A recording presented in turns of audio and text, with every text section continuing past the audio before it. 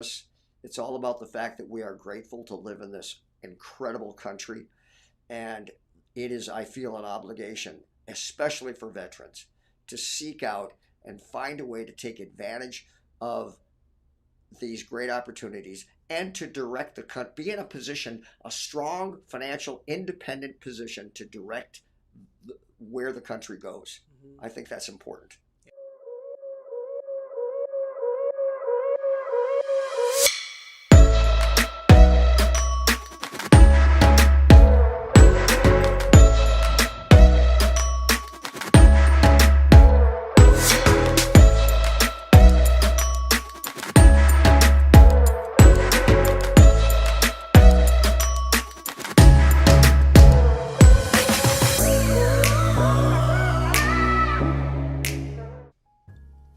Hello, everyone. I'm Natalie Webster, and this is Tonka Talk, where we talk about all things community and connection in and around Lake Minnetonka. And this week, I'm talking to different veterans, finding out how they served and really, in my mind, very interestingly, what they are doing since. And today I'm talking to Todd Rooker, who some of you might recognize his voice because he is on 1500 AM ESPN, where he does a show called Cover Your Assets. Cover Your Assets. I love that. Welcome, Todd. Thank you so much. Nice to be here. Now, already I was talking to Todd prior to when we hit the record button, and I can tell it's going to be hard to keep our conversation short, but we're going to do our best. Okay. So tell me, when were you in the military and what branch did you serve? I served in the Navy. I'm fourth generation Navy. Whoa! And, yeah. That's cool. Yeah. So I've got a long history growing up, hearing everything about the Navy. My Uncle Jay was served with UDT. So back in Vietnam, during the time he was in, SEALs and UDT did a lot of missions together, worked together. He passed away, and he died. He didn't pass away. He died in the Navy. And so, you grew up hearing these stories, and it's kind of preordained that you will go in the military, and I'm thankful for that. Yeah. Were all of your family members in the Navy or different branches of the military? No, pretty much everybody Navy. So it was going to be the Navy. Navy. My dad's got 6 brothers and all Navy. Wow. My grandfather came from a massive family, 12 kids in his family. All the boys served in the Navy.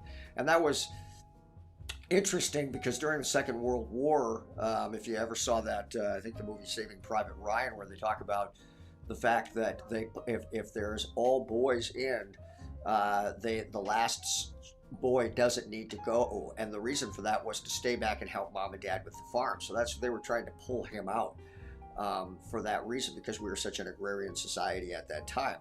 And so, but my grandfather, his father was an immigrant, served in the Navy. My grandfather served in the Navy. My father served in the Navy. I and my brothers both served in the Navy. My brother just retired from the Navy not too long ago, and now he's got a daughter who just went into the Navy. So that's 5th generation. So very much a Navy family.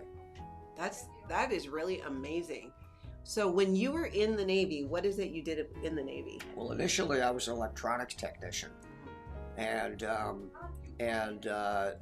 went out on a ship, the USS Flint, that was stationed when I met up with it. It was in dry dock in San Francisco, and I literally walked from the airport because I had no money with me, stupid kid, and so I couldn't afford a cab. I called the ship. Nobody came to get me, and so I literally carried my sea bag from the airport all the way to Pier 32 in San Francisco.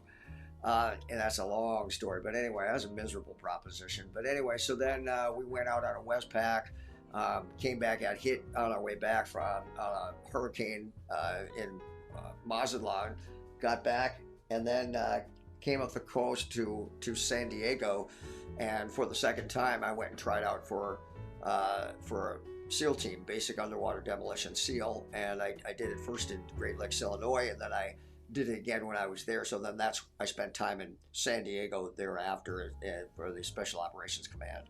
And then also came back home. My mother died of breast cancer when she was pretty young.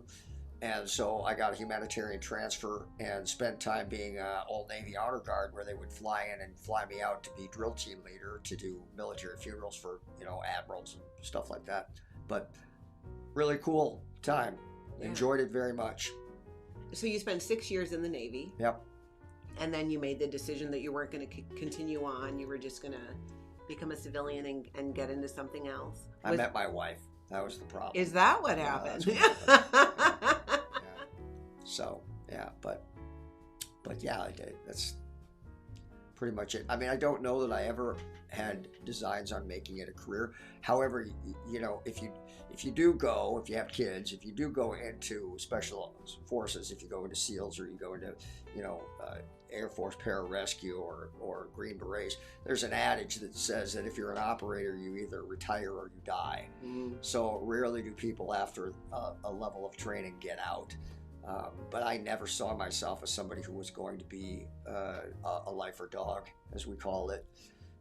So I got out after 6 years, but I don't regret anything about being in the military. I would tell anybody who's got a child that they're thinking about in the military. I know they're all afraid they're going to die, but I wouldn't hesitate for a moment because the life training that the military offers is second to none. Yeah. What was it like finding your way afterwards when, you left the military, and then I'm assuming, did you get married right away? Yeah, not long after. And then started a different type of career? Yeah. It was challenging for me because I went into an area of money and finance while I had, educational training, and I had, got a finance degree, and then later went on to get an MBA.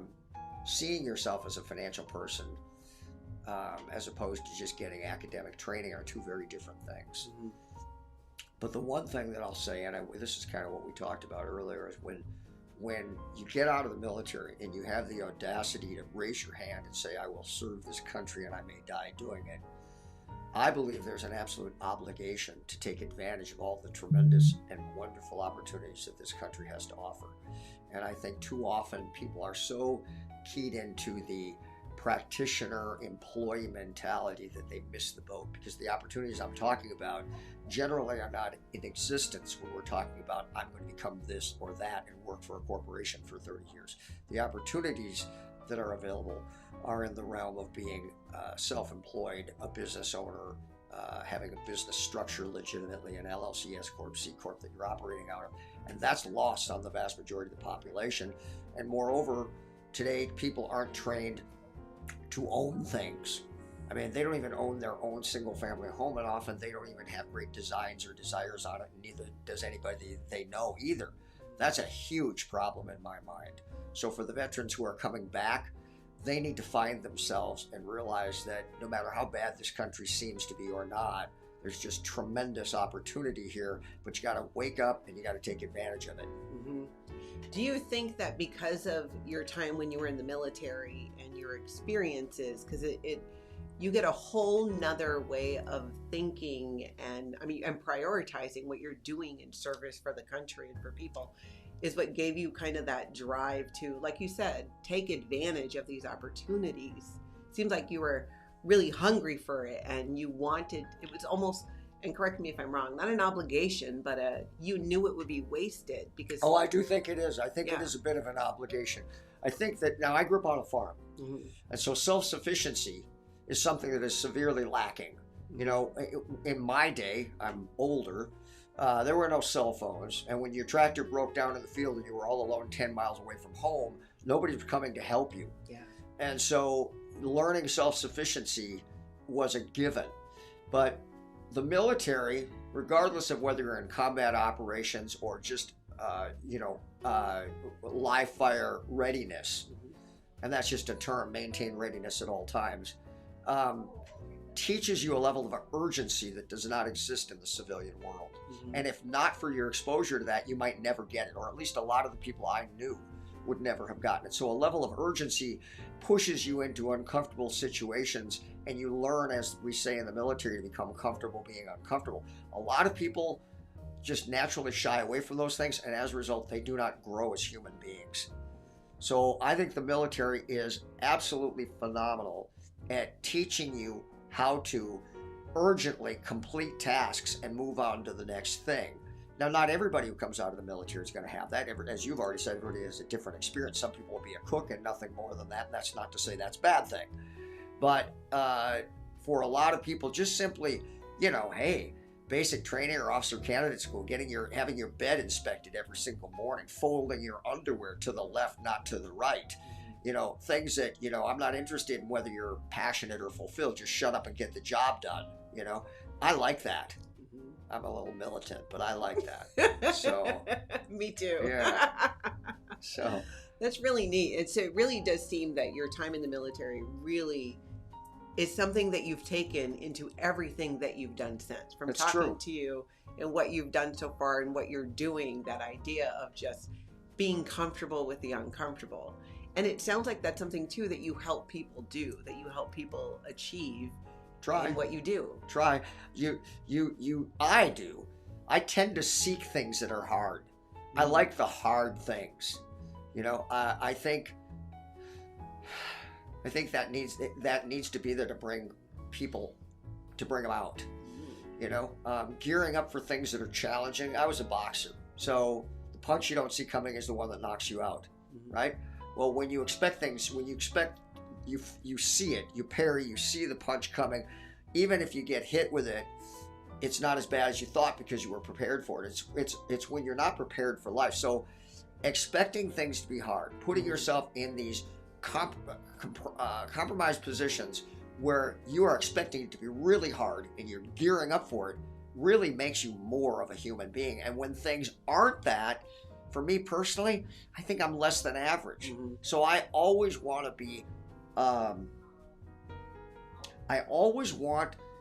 be orchestrating many challenges to force myself to operate at a higher level because I think I'm better than, which sounds like a sadistic concept maybe.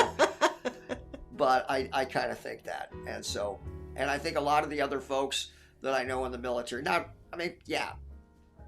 that too. So I think that's a really good thing. People who coddle their children, they rob them of the self-esteem that they would derive and grow to if they had to do it on their own. But when they always know that there's a backup plan and it's okay, we'll take care of it for you, that's not helpful to human beings at all. And the military puts you in these situations where sink or swim. I remember in basic training, I've told this story so many times, but in basic training, we had SEAL tryouts, and there's platforms, and you do pull-ups and sit-ups and flutter kicks, and you have to swim a distance in a period of time, and we're all lining up to get on the platform.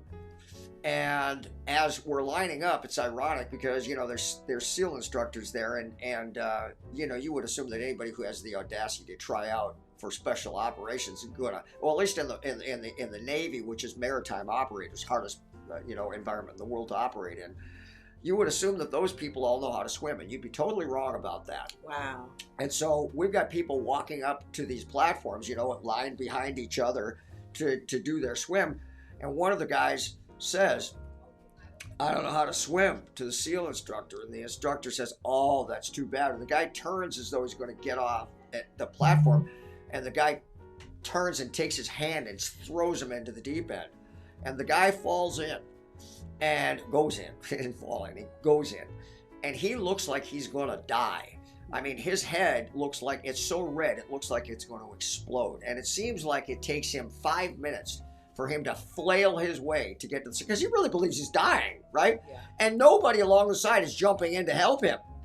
And it seems like it takes him forever to get to the side of the pool. He finally gets to the side of the pool. He drags his sorry ass out of the pool. He lays down and looks up, and the instructor turns to all of us and says, "So I guess he can swim." Isn't that a metaphor for life? Yes. I love it. I love that mentality and that way of thinking, because that's what makes human beings grow to their ultimate potential. Without that, and that's what I think the military is good at training, at least in my experience. That makes so much sense. And you're so right. I really agree with you. I've not been in the military, but well, it's a good story. I've told it too many times, but it's still good. And I've I've thought back on it so many times in my life because I just think it's so applicable to so many different things. You know, you only determine what you're made of when you're put into that compromised position, and it's either, you know, fight or flight. And man, the more times you can put yourself into that, show me anybody who's successful, and I'll show you somebody who has a story. Yeah. You know. That's true. Something major that just like Kelly gave us when she came in. Yep, exactly. He was chatting with Kelly, who many of you know. Kelly Olson we're developing the yacht club to make the first hotel on the shores of Lake Minnetonka in 100 years.